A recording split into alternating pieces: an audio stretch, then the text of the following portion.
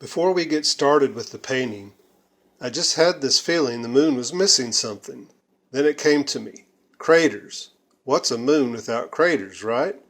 So here's my attempt at making moon craters. I did some experimenting beforehand, so I had a pretty good idea this was going to work. And it did. Now I realize my methods are a bit unusual. I can't help but think of the old saying, poor people have poor ways. But hey, I got the job done. Never fancied myself a moon crater maker, but if the title fits, wear it. Or maybe call me Asteroid for short. No, I don't like the sound of that. Let's just stick with crater maker.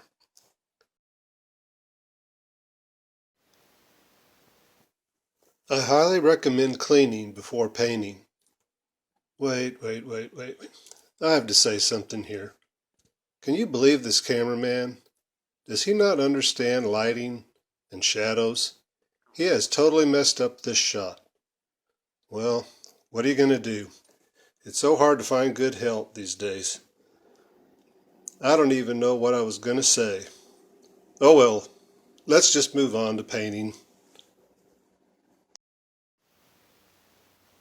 I don't always use black primer, but I'm glad I did this time, because on the second coat, I used a specialty paint that advertised a hammered look. Well, along with the hammered look, I also got freckles. Somehow the black showed through in little spots, and even after applying the yellow, they still poke through, and I like it. So, freckles, craters, and now some shading. The moon is about done. I knew I only had one shot at getting this right, so I'm just a little apprehensive about pulling the trigger. But I finally do, and I think it came out pretty good, even if I have to say so myself. Okay, we need to get started on the cow. I'm going to do a combination paint and rust patina. I might mention I've never done this before, but don't worry, I've seen the end of the video. It's going to be okay. So I've already sanded and cleaned the metal, and now I'm masking off the parts that I want to be rusted.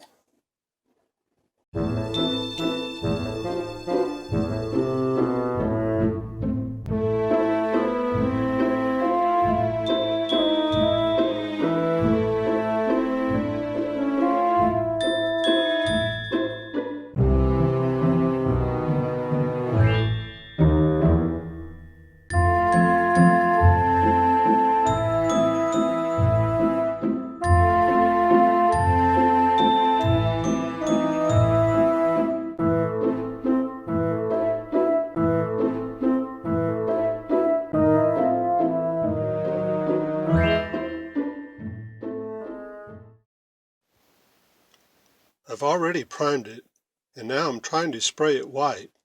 It's not spraying good, but finally got it covered. In the high-stakes game of yard art sculpture, you gotta learn to roll with the punches. And a quick coat of black paint on her hooves and nostrils, and we're ready to rust.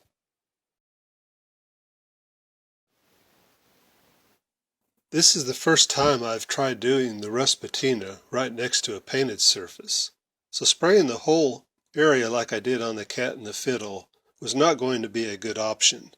So I've decided to strategically apply the solution with a little paintbrush. The solution is the same as the cat video.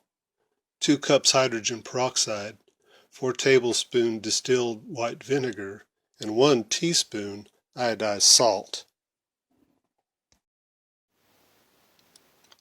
You don't want to be breathing this stuff, so I recommend a well-ventilated area, and safety glasses, and gloves if you are sensitive to chemicals.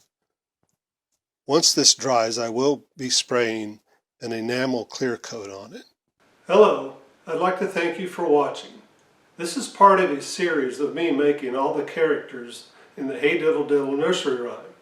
Now I realize this may not be everybody's cup of tea, but I have a lot of strange and interesting ideas for some wall sculptures coming up in the near future. So in case you can't take a hint, please subscribe